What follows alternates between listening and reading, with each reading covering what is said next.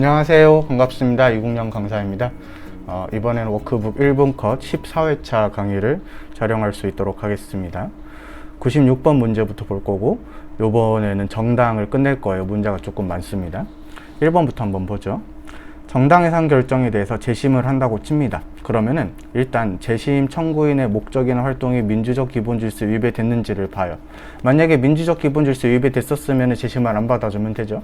근데 민주적 기본질서 위배됐다라는 게 좀 잘못 판단됐으면 우리가 해산 결정을 선고할지 말지를 판단하게 됩니다. 그 다음에 여러분도 우리가 배웠던 것 중에 위헌정당으로 해산이 되면 국회의원직이 상실이 되죠. 그러면 걔네들도 다시 돌려놓을 수 있을 것인지를 등등을 살펴보는데 뭐 요런 거를 틀리게 되진 않아요. 마지막 부분을 조금 보시면 되는데 민사소송법이 준용이 됩니다. 그래서 정당 해산 결정에 같은 경우에는 민사소송법이 준용이 된다 정도는 알아두면 좋겠죠. 그래서 1번이 바로 답이 되겠고요. 2번인데 우리가 합헌 키워드를 잡을 수 있어요. 국고 보조금을 정당에 배분을 하는데 교섭단체에 따라서 많이 주기도 하고 적게 주기도 합니다.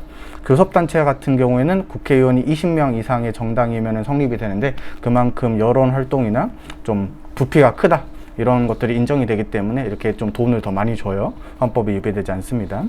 3번인데 위헌 키워드를 찾아야 됩니다. 자, 정당에 대한 재정적 후원을 전면적으로 금지했다. 이것은 종종 제가 강의 시간에 BTS를 죄송스럽겠지만 말씀을 좀 언급을 많이 드렸는데 그 사람에 대해서 후원은 가능했지만 그 정당 자체에 대해서는 후원이 불가능했다. 이것이 헌법이 위배되는 판례였죠. 그래서 뭐 전체적으로 정치적 표현의 자유를 침해하는데 침해하지 않는다 해놨으니까 또 틀린 지문이 되겠죠. 3번은 틀렸습니다. 4번은 쉽죠. 정당 활동의 자유도 헌법상 기본권으로 보호가 되기 때문에 틀렸습니다. 그래서 답은 진작 1번으로 나와 있었습니다. 97번. 자, 중요한 지문 중에 하나인데요. 정당 설립의 자유가 개인도 가지고요. 그죠? 그 다음에 정당, 이러한 단체도 가지고 정당은 권리 능력 없는 사단이라 그랬잖아요. 근데 여러분들 대표자의 정함이 있고 독립된 조직으로서 활동을 하면은 등록 취소된 정당이라도 인정되는 기본권이라 그랬죠. 그래서 중요하게 많이 나오는 지문이다. 우리 헌법은 2번 지문, 우리 일반적인 결사의 자유가 21조인데 거기에 분리해서 독자적으로 규율을 했다. 특별한 정당으로 인정을 하고 있다. 그래서 맞는 지문이고 3번, 이 정당의 당원은 좀 지엽적인 지문인데 다른 정당의 타인의 당비를 대신 내줄 수 없어요. 그렇게 되는 경우에는 1년간 당원의 자격이 정지되기 때문에 이렇게 틀린 지문이고 4번, 위헌 판례 중에 하나인데요. 정당 제도의 헌법적 기능을 고려하면은 무소속 후보자랑 정당 후속 후보자 간에 좀 적당한 차별은 가능하겠죠. 하지만 여러분들 정당 후보자들만 별도로 한 번 더 정당 연설회를 할 수 있도록 하는 이 위헌 키워드를 찾으면 무소속 후보자들은 국민을 볼 수 있는 기회가 더 한 번 줄어들게 되죠. 정당 소속 후보자들은 한 번 더 많게 되고 그래서 그런 것들이 이제 위헌이다 라고 여러분들이 옛날에 나왔던 판례지만 최근에 다른 시험에서 또 나왔기 때문에 꺼내서 여러분들 정리하면 되겠습니다. 98번 문제를 볼게요, 여러분들. 네, 정당의 자유에는 정당 설립의 자유도 있고, 그 다음에 나갈 자유도 있습니다. 그 다음에 가입할 자유도 있고, 탈퇴할 자유도 있고, 그래서 적극적 정당의 자유와 소극적 정당의 자유를 모두 인정하고 있다. 그래서 맞는 지문이고요. 2번 지문이 아까 97번 문제의 4번 지문과 연결되는 지문인데요. 우리가 정당과 그 다음에 무소속 후보자 간의 차별은 조금 가능하지만 이 정도는 안 된다는 거예요.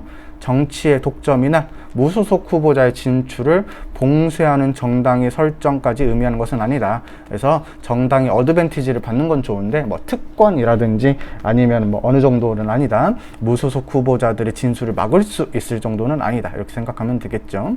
3번. 자, 여러분들 첫 번째 오른쪽 해산된다는 거죠. 이것은 강제 해산을 말하는 거예요. 자진 해산의 경우에는 뭐 스스로 알아서 할 수 있지만 강제 해산의 경우에는 오직 헌법재판소만이 가능하다.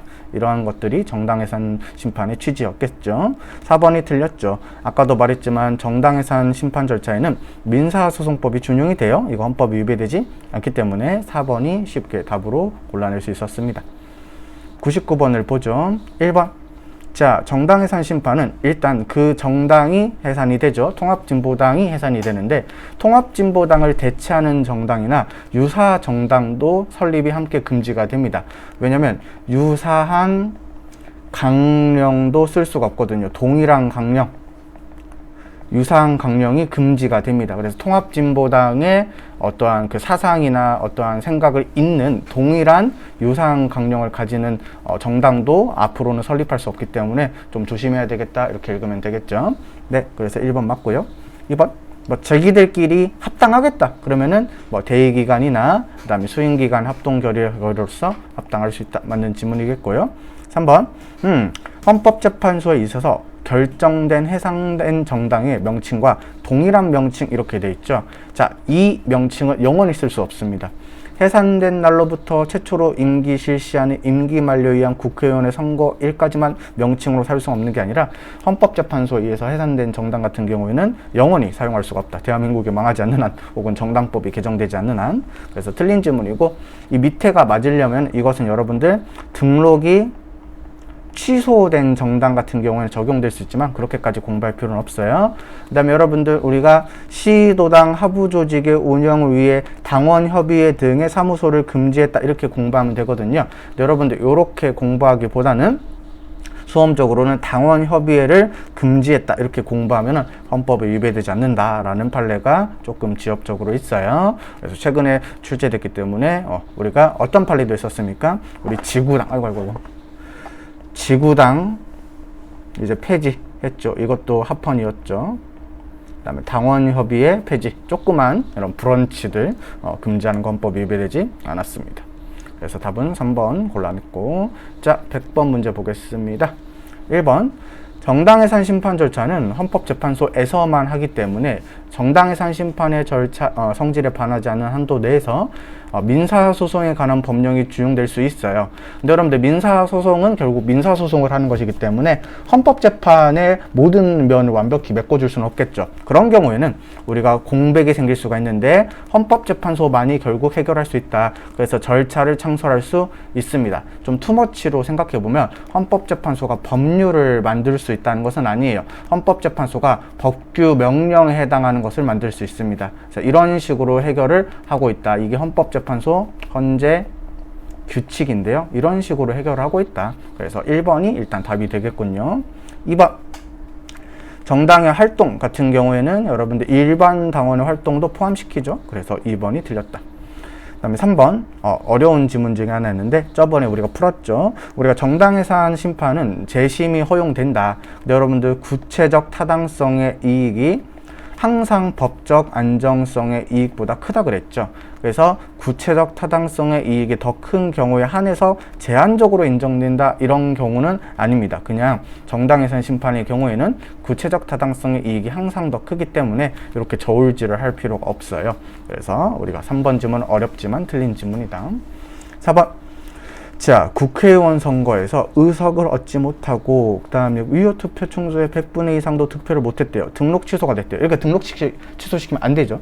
등록 취소시키면 안 되기 때문에 그 다음에 이름도 쓸 수 있어야 돼요. 그래서 정당의 명칭으로 다시 사용하지 못한다, 이 부분이 연결되면 틀렸습니다. 하지만 어떤 부분은 맞을 수가 있냐면은 헌법재판소의 결정에 의해서 해산된 정당과 명칭과 같은 명칭은 다시 사용하지 못하는 건 맞죠. 그래서 빨간색 부분을 이렇게 다시 사용하지 못한다로 연결하면은 안 되는 내용이기 때문에 어쨌든 여러 가지를 섞어서 틀리게 된 것이 되겠죠. 그래서 답은 1번으로 빨리 볼 수 있었습니다. 101번 문제를 보죠. 자, 1번, 헌법재판소가 정당해산의 결정을 할 때는 재판관 과반수가 아니라 항상 몇 명 이상이 필요하다, 6명 이상이 필요했다 그랬죠. 그래서 틀렸고, 2번, 정당해산 결정이 선고가 되면은 대체정당의 결성 금지되는 거 맞고, 동일한 당명도 사용할 수 없죠. 아까 우리가 배웠어요. 틀렸고. 3번, 헌법재판소의 결정으로 인해서 정당이 해상될 경우에 정당의 귀속성인 가진 강한 비례대표 국회의원은 의원직을 상실을 하겠죠. 그리고 여러분들, 지역구 국회의원도 의원직을 상실하죠. 이것을 우리가 어떻게 공부했었냐면은 당선 방식을 불문하고 상실된다 그랬어요. 지역구로 당선되든 비례대표로 당선돼 있든 어쨌든 간에 그 소속 정당 해산이 되면은 우리가 뭐가 된다? 의원직이 상실이 된다. 그래서 틀렸고요. 4번은 이런 판례였죠. 그때 이제 그 박근혜 전 대통령이 해외 순방 중이었는데요. 이 국무총리가 이제 그 국무회의를 진행한다 그랬죠. 왜냐면은 정부가 정당 해산 심판을 하려면 국무회의 심의를 거쳐야 되니까. 그래서 여러분들 권한대행이라는 게 가능합니다. 그래서 대통령이 자리를 비우셔도 이렇게 국무총리가 진행할 수 있기 때문에 이것이 절차가 위법하진 않다. 그래서 4번이 답이 되겠습니다. 네, 그 다음에 102번. 1번 정당 해산 심판의 사유로서 우리가 정당에 활동했는데 뭐 정당 기관의 행위, 주요 정당 관계자, 일반 당원 등 행위, 그 정당에 귀속시킬 책임을 지을 수 있을 만한 내용이기 때문에 그냥 개인적으로 한 행위에 불과한 것은 포함되기가 어렵다. 그래서 1번은 맞고, 2번 정당 해산 심판의 사유로서의 헌법 제8조 사항의 민주적 기본 질서는 최대한 엄격하고 협소한 의미로 이해됩니다. 왜냐하면 이것은 정당 해산의 사유가 되기 때문에 넓어지게 되면 정당이 더 쉽게 해산이 될 수가 있어요. 그래서 엄격하고 협소한 의미로 해야 되는데 이렇게 조금 그려보겠습니다. 이렇게 요게 원래 민주주의의 의미였다면은 우리가 정당 해산 사유가 되는 헌법 제8조 사항은 더 좁게 이해를 해야 된다 그랬습니다. 그래서 현행 헌법이 채택하고 있는 민주주의의 구체적인 모습과 동일하게 볼 수 없습니다. 이 8조 제4항이 훨씬 더 좁은 개념이에요. 그래서 2번이 답이 되겠고요. 3번인데 글씨가 보이죠? 정당 해산 같은 경우에는 37조 2항이 정한 비례원칙을 준수해야 된다. 왜냐하면 정당 활동의 자유를 제한하는 것이기 때문에. 그래서 맞는 지문이고, 8조 제4항인데 헌법 제8조 제4항에서 말하는 민주적 기본질서 위배란 민주적 기본질서에 대한 단순한 위반이나 저촉을 의미하는 것이 아니라 구체적인 위험성을 끼치는 것을 말한다 해서 최근에 시험에서도 많이 나왔기 때문에 여러분들이 알고 있는 지문일 거예요. 답은 2번입니다. 마지막 문제 아닌가? 아니구나. 한 줄 더 있구나. 네, 일단 103번. 너무 설렜어요. 1번. 헌법은 방어적 민주주의의 관점에 기초했을 때 우리가 정당 해산 심판을 규정하고 있다. 민주주의가 자기를 지켜야 된다 그랬어요. 그래서 그것을 방어적 민주주의라 그랬는데 아무리 다양성을 추구하더라도 자기를 해치려는 정당까지는 인정해서는 안 되겠죠. 이런 경우에는 정당을 해산시킨다. 그래서 1번이 맞고요. 2번. 사소한 위반인 경우도 해산시킨다? 안 되죠. 여러분들 바로 틀렸고요. 3번 개인적 차원에 불과한 경우라면 정당 해산 심판 활동으로 보기는 어렵다. 이렇게 좀 변형 지문이고요. 그 다음에 엄격하고 제한적으로 남용돼야 된다. 이게 맞는 지문이 되겠죠. 그래서 답은 2번으로 빨리 고를 수 있었습니다. 자, 마지막 문제입니다. 1번 조심해야 돼. 여러분들 정당이 미쳐 날뛰는 경우는 뭐 할 수 있다 그랬다? 가처분, 그래서 일시정지할 수 있다 그랬죠. 그래서 청구인의 신청으로도 가능하고 플러스 직권으로도 가능합니다. 그래서 신청에 의해서만 이 부분이 틀렸어요. 그래서 두 가지 정리하면 되는데 정당 해산 심판은 일시정지, 가처분이 가능하다. 청구인의 신청으로도 가능하고 그 다음에 뭘로도 가능하다? 그 직권으로도 가능하다. 헌법재판소가 직권으로도 가능하기 때문에 조심해서 풀어야 됩니다. 2번도 틀렸죠? 민사소송법을 준용해야 돼요. 그래서 2번 틀렸고, 3번 정당의 해산을 명하는 헌법재판소의 결정은 중앙선거관리위원회가 정당법의 규정을 위해 해당 정당의 등록 말소 절차를 한 때 그 효력이 발생하냐 이건데, 이것은 수직선 하나 그려보면은 이렇게 되는 거죠. 우리가 헌재에서 해산 결정이 먼저 이루어지죠. 그 다음에 우리 중앙선관위가 뭐 하게 된다? 그 절차를 진행하게 돼요. 근데 이미 해산돼 있어요. 여러분들 이미 효력이 발생이 돼 있습니다. 이것은 확인 절차에 불과해요. 그래서 해당 정당의 등록 말소 절차를 한때 효력이 발생한다가 아니라 이미 이때 해산이 돼 있는 것이기 때문에 3번 지금은 조금 알아야 되는 지문이고 틀린 지문이죠. 4번이 맞죠?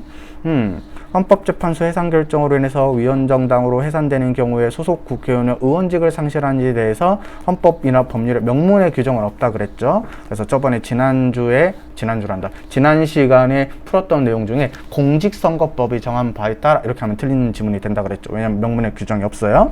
하지만 우리가 정당 소속 국회의원의 의원직은 당선 방식을 불문하고 아까 알려드렸고 모두 상실이 돼야 된다. 맞는 질문이죠. 그래서 4번이 답이 되겠습니다. 그래서 정당 제도가 좀 길었기 때문에 두 번으로 나눠서 강의를 진행을 했고요. 여러분들 오늘도 고생하셨고 앞으로도 열공하시길 바라겠습니다. 고맙습니다.